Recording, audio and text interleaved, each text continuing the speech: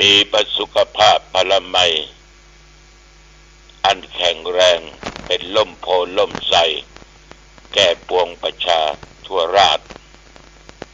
ขอพระองค์ทรงมีพระชนมายุยิ่งยืนนานได้120 พระพรรษายิ่งขึ้นไปอรหังสัมมาสัมพุทโธภควาพระผู้มีพระภาคเจ้าเป็นพระอรหันต์ดับเพลิงกิเลสเพลิงทุกข์สิ้นเชิงตรัสรู้ชอบได้โดยพระองค์เองพุทธังภควันตังอภิวาเทมิข้าพเจ้าอภิวาทพระผู้มีพระภาคเจ้าผู้รู้ผู้ตื่นผู้เบิกบานกราบพระพุทธสวากขาโตภควตาธัมโมพระธรรมเป็นธรรมที่พระผู้มีพระภาคเจ้าตรัสไว้ดีแล้วธัมมังนัมสสามิข้าพเจ้านมัสการพระธรรมกราบพระธรรมสุปฏิปันโนภควโตสาวกสังโฆพระสงฆ์สาวกของพระผู้มีพระภาคเจ้าปฏิบัติดีแล้วสังฆังนามามิข้าพเจ้านอบน้อมพระสงฆ์กราบพระสงฆ์นะโมตัสสะภะคะวะโตอะระหะโตสัมมาสัมพุทธัสสะนะโมตัสสะภะคะวะโตอะระหะโตสัมมาสัมพุทธัสสะนะโมตัสสะภะคะวะโตอะระหะโตสัมมาสัมพุทธัสสะพุทธังสรณังคัจฉามิธัมมังสรณังคัจฉามิสังฆังสรณังคัจฉามิตุติยัมปิพุทธังสรณังคัจฉามิตุติยัมปิธัมมังสรณังคัจฉามิตุติยัมปิสังฆังสรณังคัจฉามิตติยัมปิพุทธังสรณังคัจฉามิตติยัมปิธัมมังสรณังคัจฉามิตติยัมปิสังฆังสรณังคัจฉามิปานาติปาตาเวรมณีสิกขาปัตตังสมาธิยามิสิกขาบทนี้ห้ามบังฆ่าสัตว์อตินนาตานาเวรมณีสิกขาปัตตังสมาธิยามิสิกขาบทนี้ห้ามบังลักทรัพย์กาเมสุมิจฉาจาราเวรมณีสิกขาปัตตังสมาธิยามิสิกขาบทนี้ห้ามบังประพฤติผิดในกามล่วงเกินสามีภรรยาคนอื่นมุสาวาตาเวรมณีสิกขาปัตตังสมาธิยามิสิกขาบทนี้ห้ามบังพูดเท็จคำหยาเพ้อเจ้อติเตียนนินทาคนอื่นสุราเมรยมัชฌปมาทัฏฐานาเวรมณีสิกขาปัตตังสมาธิยามิสิกขาบทนี้ห้ามบังดื่มของมึนเมาสิ่งเสพติดทุกชนิดอิมานิปัญจสิกขาปัตตานิสีเลนะสุขติงยันติสีเลนะโภคสัมปทาสีเลนะนิพุตติงยันติตัสสมาสีลังวิโสทะเยยะโตอังภาเกเนอริยญาชาติยาชาโตนาปิชานาเม สันจิจาปานังชีวิตาวโรเปตาเตนะสัจเจนะโสติเตโหตุโสติขัพพัสสะโพชังโคสัตติสังฆาโตธัมมานังวิจโยตถาวิริยัมปิติปัสสติโพชังคาจัตตถาปะเรสมาธุเปกขะโพชังคาสัตเตเตสัพพทัสสินามุนินาสัมมาทัคขาตาภาวิตาภาหุลิกตาสังวัตตันติอภิญญายานิพพานายาจะโพธิยาเอเตนะสัจจวัชเชนะโสทิเตโหตุสัพพทาเอกัสสมิงสัมมะเยนะโทโมคันลานันจะกัสสปังคิลาเนตุคิเตติสวาโพชังเคสัตตะเทสัญญิเตจะตังอภินันติตวาโรคามุจจินสุตังคะเนเอเตนะสัจจวัชเชนะโสทิเตโอตุสัพพทาเอกทาธัมมราชาปิเกลัญเยนะปิปิริโตจุนทัตเถเลนะตัญเยวะพนาเปตวานัสสะทัลลังสัมโมทิตวาจะอาปาทาตัมหาพุทธาสิทานะโสเอเตนะสัจจวัชเชนะโสติเตโหตุสัพพทาปะหินะเตจะอาปาทาตินันนัมปิมะเยสินังมัคคะอัตตกิเลสาวะปัตตานุปติธัมมะตังเอเตนะสัจจวัชเชนะโสทิเตโหตุสัพพทาภวัตุสัพพมังคลังรักขันตุสัพพเทวตาสัพพพุทธานุภาเวนะสัทธาโสติภวันตุเต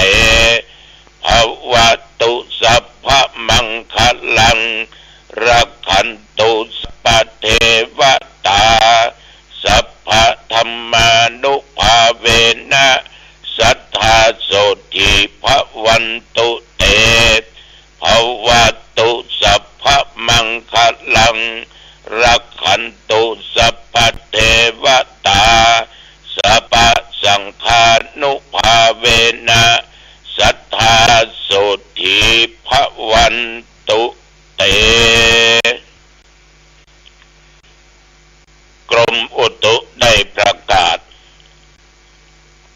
บอกไว้ว่านับตั้งแต่เมื่อตะวันวามาจนถึงปัจจุบันบัดเดี๋ยวนี้แถวบริเวณที่วัดหนองตองนึกท่านทั้งหลายและที่ใกล้เคียงบ่มีรายงานว่ามีฝนตกลมก็บ่แรงแต่ตอนเช้าอากาศหนาวเย็นตอนบ่ายไปก็ร้อนกลางค่ำกลางคืนมาก็พอดีอุณหภูมินั้นอยู่ที่21 องศาศรัทธาสาธุชนญาติโยมท่านผู้ฟังทั้งหลายดังที่ได้กล่าวไว้เบื้องต้นว่าวันนี้เป็นวันสำคัญในทางพุทธศาสนาเป็นวันมาฆบูชามันมีความสำคัญอย่างใดท่านทั้งหลายเวลาขณะนั้นเกิดเหตุอัศจรรย์เกิดขึ้นก็คือเป็นวันที่พระสงฆ์จำนวน 1,250 รูปซึ่งก็ล้วนแต่บวช เรียกกันว่าเอหิภิกขุอุปสัมปทาอันนี้ข้อหนึ่งละข้อที่สองพระสงฆ์1,250 รูปนั้นญาติโยมล้วนแต่เป็นพระอรหันต์ทั้งนั้นผู้ที่บำมีกิเลสมีจิตใจอันบริสุทธิ์ข้อที่สาม พระอรหันต์1,250 รูปมาเฝ้าพระพุทธเจ้าโดยที่ไม่ได้นัดหมายโดยที่ไม่ได้รับสั่งจากพระพุทธองค์ต่างตนต่างองค์ก็มุ่งหน้ามาโดยไม่ได้บอกกล่าวกัน4 วันนั้นเป็นวันมาฆบุญมีคือเดือน3กลางเดือนคือขึ้น15 ค่ำเป็นวันที่พระพุทธองค์นั้นได้ทรงแสดงโอวาทปาติโมกข์ซึ่งนับได้ว่าเป็นวันที่ประดิษฐานพระพุทธศาสนาเป็นหลักแห่งการปฏิบัติวางหลักแห่งการประกาศพระพุทธศาสนาโอวาทปาติโมกข์นั้นญาติโยมไม่ใช่ภิกขุปาติโมกข์ดังที่ภิกษุเอาสวดอยู่ทุกวันนี้โอวาทปาติโมกข์เป็นโอวาทคำสอนที่วางหลักแห่งการประพฤติเป็นส่วนธรรมะไม่ใช่วินัยเอาจะหันได้ว่าในโอวาทปาติโมกข์นั้นศรัทธาสาธุชนญาติโยมท่านผู้ฟังพระพุทธเจ้าท่านได้ตรัสไว้ว่าสัพพปาปัสสะอาการนังซึ่งแปลว่าการกระทำความชั่วทั้งปวงบ่ว่าจะเป็นทางกายทางวาจาและทางด้านจิตใจกุศลสูปัสสัมปทาการอบรมกุศลคือคุณงามความดีทั้งปวงมันเกิดขึ้นแก่ตัวแก่ตนบอกว่าจะเป็นการอุทานการรักษาศีลการเจริญเมตตาภาวนาการฟังเทศน์ฟังธรรมนะอันไหนเป็นสิ่งที่ดีเป็นบุญเป็นกุศลก็พยายามมันเกิดขึ้นความดีต่างๆเกิดขึ้นทางกายและทางวาจาทางด้านจิตใจสัจจิตะปริโยทะปัสนังการทำจิตใจของตัวเองนั้นผ่องใสปราศจากซึ่งความโลภความโกรธและความหลงกิเลสทำให้จิตใจมัวหม่องเศร้าหม่องจะทำให้จิตใจเป็นคนจิตใจงุดงิดเพราะมีกิเลสญาติโยมฉะนั้นข้อนี้ทำจิตใจของตนผ่องใสใสสะอาดเอตังพุทธานัสสาสนังถึง3 ข้อเนี่ยญาติโยมนับได้ว่าเป็นหัวใจแห่งพระพุทธศาสนาเป็นอย่างมากฉะนั้นท่านสาธุชนท่านผู้ฟังทั้งหลายในฐานะที่พวกเราทุกคนนั้นต่างก็เป็นเจ้าพุทธเอานับถือพระพุทธศาสนาเมื่อถึงวันพระบรรธรรมคือวันแห่งพระพุทธเจ้าหรือที่ห้องกับว่าวันศีลบรรธรรมนั้น7 วันไหนเนี่ยอยากญาติโยมชำระจิตใจของตัวเองนั้นล้างใจด้วยศีลด้วยธรรมมันสะอาดมันบริสุทธิ์พยายามชำระสิ่งที่มันสกปรกที่มันแปดเปื้อนอยู่ในจิตในใจของเรานั้นมันได้ออกไปหมดไม่ใช่ว่าทำความชั่วอยู่ทุกโอกาสทุกเวลาโดยไม่ได้สร้างไม่ได้สะสมคุณงามความดี อาตมาได้บอกไปแล้วว่าความชั่วคือตัวกิเลสที่สามารถทำจิตใจคนมัวหมองเศร้าหมองได้สิ่งเหล่านั้นในสังคมปัจจุบันนี้มีมากบางคนเป็นโรคนั้นโรคนี้โรคเศร้าโรคซึมบางคนอยู่ที่ไหนก็มีปัญหาเกิดขึ้นบางครั้งนั้นแก้ปัญหาตัวนั้นได้ก็ไปทำลายชีวิตตัวเองไปตายฆ่าตัวตายเพราะจิตใจมันมัวหมองเศร้าหมองคนที่มีโลภโกรธหลงกามราคะตัณหานักนิยมอยู่ไหนมันเป็นสุขเพราะในด้านจิตใจมันครุ่นคิดแต่สิ่งที่ชั่วเลยทำเมื่อมันมัวหมองเศร้าหมอง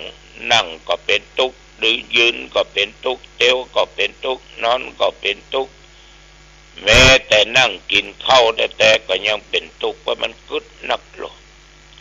คนที่มีความโลภนักสมัยมาจักคำว่าปอยนะทุกข์นัก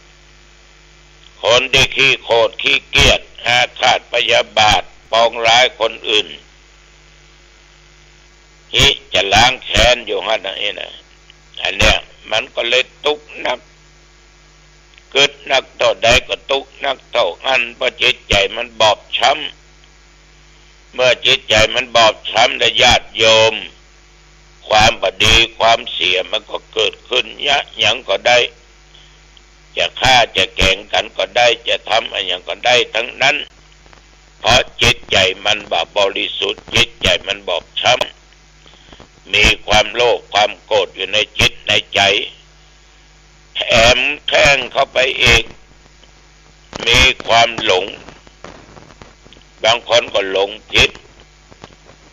หันดีเป็นชั่วหันชั่วเป็นดีไปเปิ้นว่าบาปมันว่าบุญเปิ้นว่าบุญมันว่าบาป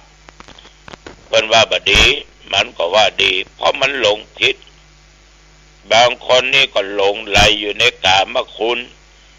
อยู่ในรูปในเสียงในกลิ่นในรสในการสัมผัสในอารมณ์ชอบบ่ชอบกูชอบก็นึกว่าจะเป็นสุขวันหน้าวันตา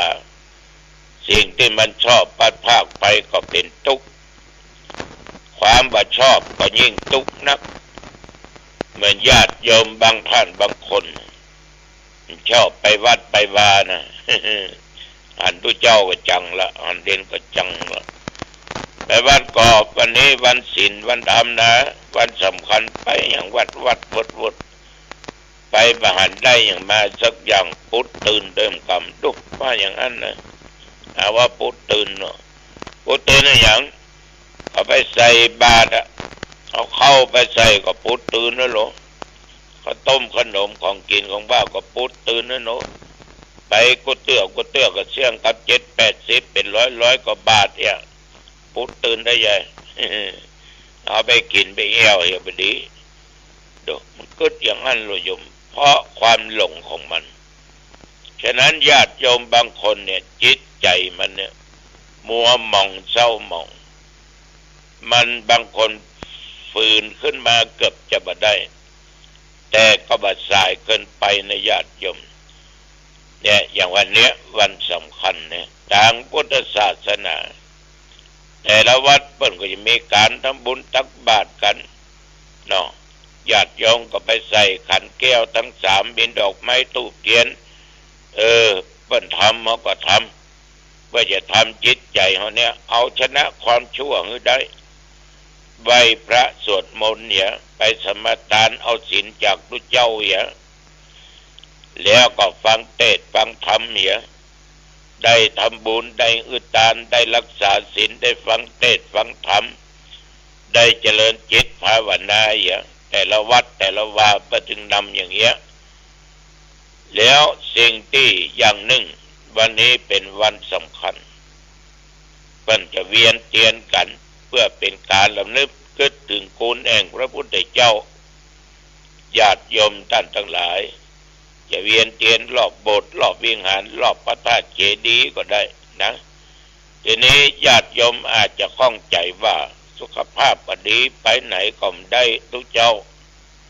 เนี่ยใหญ่ดีเนี่ยเขาไปตึกแต่มันไปมันได้ก็ที่บ้านนะก็โอ้ยนั่งอยู่บนเตียงนั่งบัดได้ก็นอนอยู่บนเตียงเวียนได้ใจกันเนาะนึกถึงพระพุทธเจ้ากันพุทโธพุทโธพุทโธพุทโธก็ได้นะยกมือไหว้ได้ก็ยกมือไหว้ยกบัดได้ก็ปล่อยมันนึกในใจฮั่นนะนึกในใจฮั่นนึกถึงพระพุทธเจ้าหรือถ้าว่าอรหังสัมมาสัมพุทโธได้ก็ว่าบทอรหังสัมมาสัมพุทโธนี่ไปตลอดว่าไปอย่างนั้นเวียนอยู่ในจิตในใจก็เขาไปมันได้หรอกถ้าจิตใจเขาไปได้เนี่ยมันก็สุดยอดละญาติโยมสุดยอดละเหมือนตุหรือเหมือนอาตมาภาพเมื่อครั้งอาพาธหรือเจ็บป่วยนอนลงยามือก็ยกบ่ได้ตีนก็ยกบ่ได้แต่ว่าใจนั้นนะใกล้จะหลับจะนอนก็ดีเวลาใดก็ดีว่างก็นึกถึงพระพุทธพระธรรมพระสงฆ์ก็ไหว้พระในจิตในใจอรหังสัมมาสัมพุทโธพระควาพุทธังพระควันตังอภิวา